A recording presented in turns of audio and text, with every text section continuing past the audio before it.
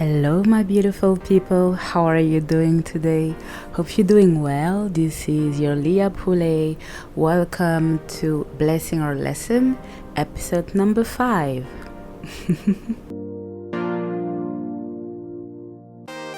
As you know, I'm your wellness creative and I help you feeling better through arts and craft, dance and body movement, cooking, modeling, body posture.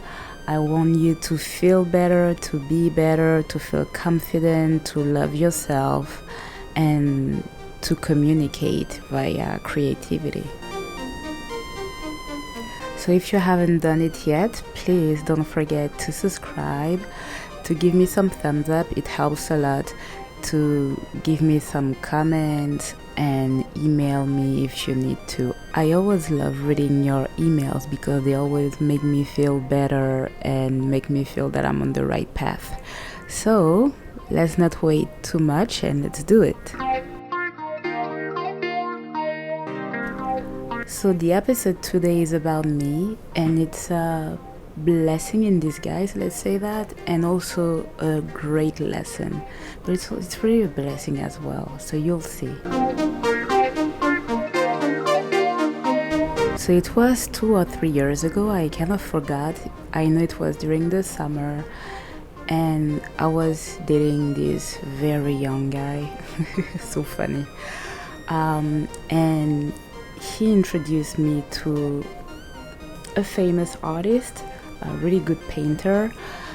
And at this time, I remember I needed to help somebody. So I was asking the universe, I really need to help someone for free because I'm kind of tired, always like chasing money, and especially in a big city like New York, because you have bills to pay and you always have to chase the money. And I had the feeling that everything I was doing was for the money, and that's so not me. Of course, I need to pay my bills and enjoy my life, but I also enjoy doing things for free because I just love to help and to be helpful and to be good to people. So luckily, he knew this artist, and this guy needed help. He needed a lot of help. I heard about him before, but I didn't know it was big, So I went to his gallery, and that was really cool because that was a gallery. You can just come and go. You could talk to him while he was painting and all of that. So that was pretty cool. So I went to his gallery. I started to talk to him. We had like a pretty good connection, and he asked me at some point if I was good at painting, and I said, yeah, like I've been painting before, but I kind of stopped. I want to go back to that, but I don't really know. So he was like, oh, I would love you to help me if possible. So at first he gave me some really, to me, they were really simple tasks, just like to paint backgrounds, stuff like that. But he was very picky about how you can paint, because there is a way to paint. You can just not paint the way you want like crazy. So he was like, oh, you can paint pretty well. I'm like, that's just a background and it's just like monochrome. So of course he was like, yeah, but don't get twisted because you have a lot of people, they are just unable to do that. So I was going every day at his art gallery right after I finished working. I was going every single day because it made me feel good. I had the feeling that I was really helping somebody, doing good things, and I thought he was not a struggling artist, but artists most of the time, yeah, they don't have much money and all of that. So I really felt that I was really helpful, and every time he was being very grateful. He was thanking me a lot. He was telling me how helpful I was, so I felt good. And also being at this art gallery inspired me a lot, because it was a true inspiration for me. And a lot of people, they came to visit him, to see his art. People, they were just amazed by his work because his work was like great, really amazing. So he started to give me more and more art to do. So he wanted me to be more and more involved. So he gave me more responsibilities about his work. So, told you I started with the background, and I started to do more and more things about painting. So as I said, he gave me more responsibilities, and I could say that I was really like a part of the artworks, because I wasn't just doing one or two little things. I was doing main parts of the artworks, or sometimes I was doing the central part. And as I said, he was really amazed by my professionalism, my technique, my skills. So I was really happy, and it was also boosting my confidence, because when you're not a famous artist, you can do something, you can paint, but when somebody who already sold art, who has like a name in the industry, is telling you that what you're doing is great, it's really boosting your confidence, because you're like, oh, maybe I can do that too. I can maybe sell my art as well. I can make it a living and not just like a hobby. So that was really good. And I was like spending long hours over there, sometimes until 4 a.m. And then like he was paying for my Uber to get back home. That was at least the minimum things he could do, of course. And something else that I really liked about him is like we had like very similar passions.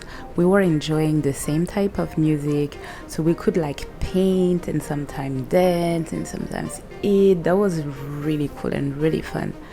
So after like 3 weeks, me being there almost every day, he offered me a job. He's like, oh, I would really need you, and I've been painting with a lot of artists, and you're the only one I truly trust, and you really understand my art, you really understand my project, so I would love to give you that position. So for the opening of the fashion week in September, he asked me to help him painting on some models, top models, for, as I said, the fashion week at the Whitney Museum. At first he didn't tell me what it was, he just told me it was a little thing. So I was like, okay, I can help. And we're supposed to discuss fees, and I was supposed to sign a non-disclosure agreement, and I was okay with that. So I was like, every time I was like, okay, so when are we gonna sign the non-disclosure agreement and talk about the rates? And he was like, yeah, later, let's talk to my manager, and it just never happened. And as I said, I didn't know at first what kind of event it was. Not that I was naive, but I was not shy, but as I said, I didn't really know what it was. So I was like, okay, I'm just helping this guy, I'm not doing that for the money, so it's okay, and the non-disclosure is mostly for him than for me, so it's fine. And it was supposed to be just for 4 hours, mind you. So then, at first it wasn't at the Whitney Museum. At first it was at a hotel, I think at Canal Street or Soho, I forgot. And you had like a lot of interviews from journalists from all over the world. I was like super amazed. And what I liked is that he was talking about me. Sometimes he was saying like, yeah, without her, I wouldn't be able to do this, blah, blah, blah. So I felt really grateful. I was like, oh wow, that's really good. But it wasn't over. So told you, he told me 4 hours, but from 4 hours went to 12 hours. Then we went to the Whitney Museum, and that was like the biggest rush ever. And we were not supposed just to do regular painting, you were supposed to do body paintings. So that was another level for the runaway. So we had like, I don't know how many models, like 10. Like there were one or two, it was supposed to be full body, but we didn't have enough time. So the other models were just doing body parts like legs or arms or chest or back or face, necks. but we made it happen. And I loved it. I loved it. The atmosphere was great. The teams was great. The models were amazing. Everybody was amazing. But that was a real rush. Like, it was a lot of stress, even if the working conditions were fine, but it was a lot of stress. And at some point, my brain was about to blow out. I needed like a break because there was a lot. And everybody was asking for me because I was doing such a good job, and I started to be like the head of everything, and plus I was playing the music, so like I was like also the party girl. But long story short, that was great. And right before the runaway, we didn't finish all the models. One was not really finished, and I didn't want her to go on the podium like that. So I'm like, okay, let me just go with you. And before the runaway, like before they start walking, they had like a window where all the models were standing, and I was finishing like that girl's back through the window.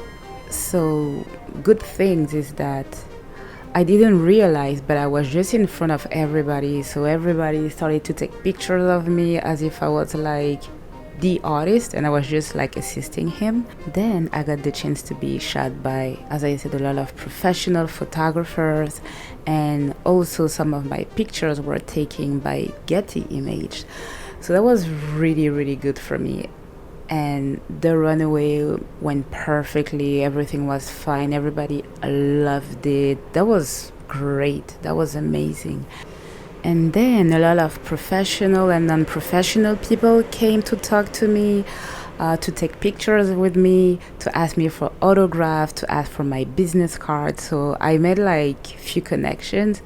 And I also made a guy that I dated for a little while, but that's another topic. And that was just great. And after that, went back home. My Uber was paid, of course. And so then the artist like called me to say thank you, that without me couldn't do it. That was great. And I felt great. I felt grateful. I felt relieved. When I said important, not like, oh my God, like I'm a big star, but mostly like I helped somebody doing something great. So I felt more than important, I would say useful. And that made me feel good. But then the thing was that the models in between them, they were talking about their rates. It wasn't a little event. That was an event with a lot of money involved, like a lot. And I was supposed to do 4 hours. I did 12 at the end of the day. And I deserved to be paid pretty well, because honestly, without me, that would have been different. That wouldn't be the same. That wouldn't be the same successful event. So I deserved something, a good paid, and he said he would pay me. So then a few days later, when I asked about the money, he was like not really talkative, and I didn't appreciate. And then I was like, okay, but like, can we talk? How much is it gonna be? Because he didn't tell me how much. That was my mistake. I should have insisted before I was doing the job. And so for 12 hours, painting, helping, organizing, being there, being very involved, he paid me $200.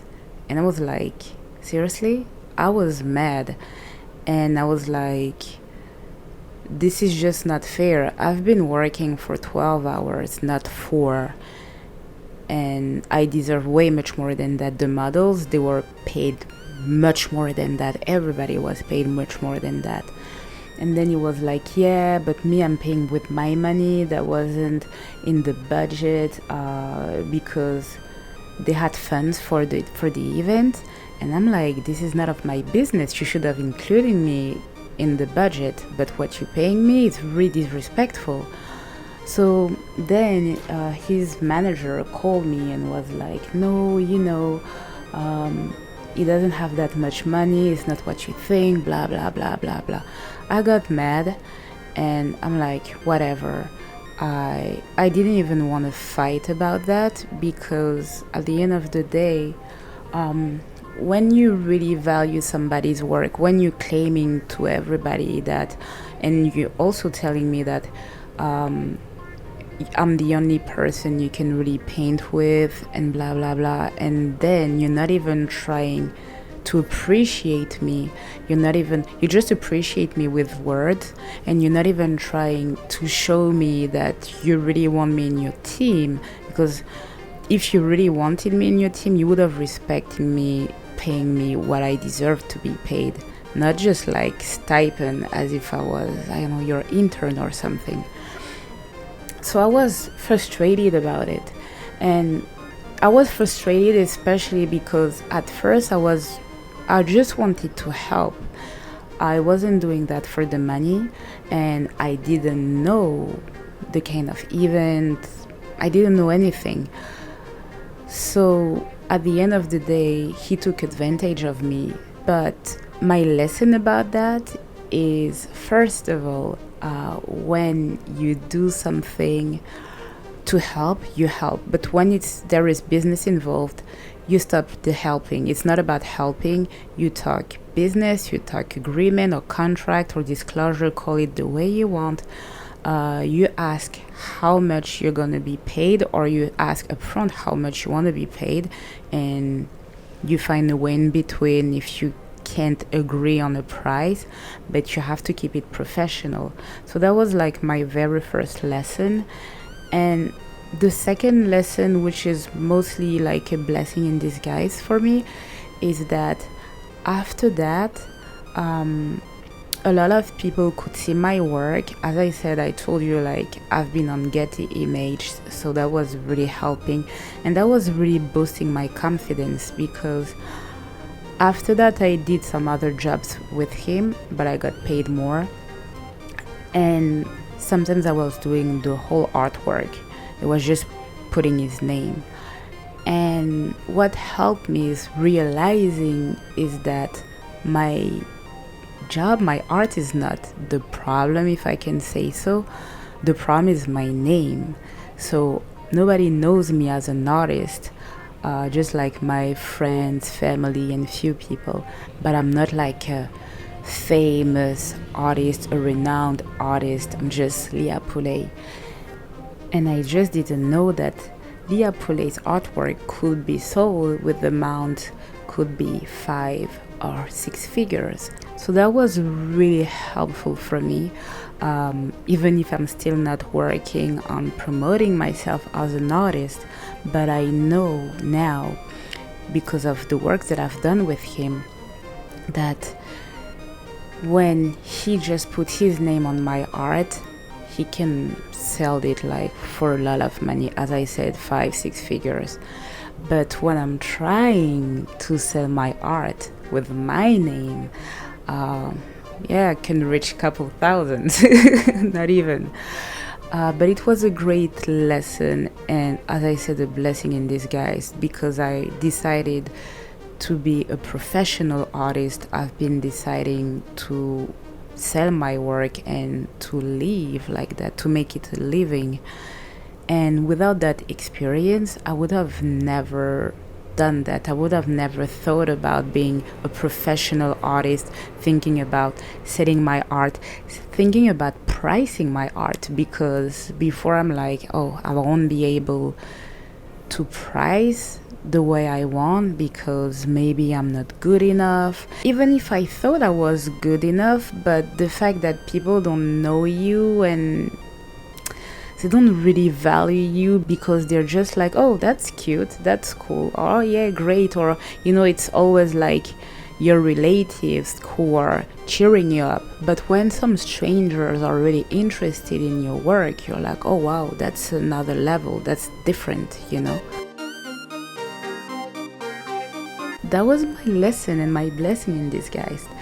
So without as I said, I just wanted to give some of my time, and I ended up working in an amazing event where I could show my work to the world, where I've been introduced to some people, where some people noticed me, and thanks to that, I could put some value on my work. And I needed it. Some people, they don't need that. Some people are just like, I'm gonna price my work and it's gonna work.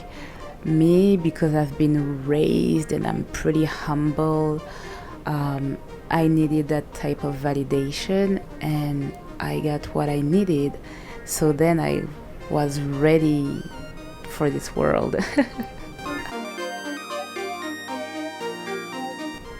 So that's all for me. That was my blessing in disguise and lesson for today.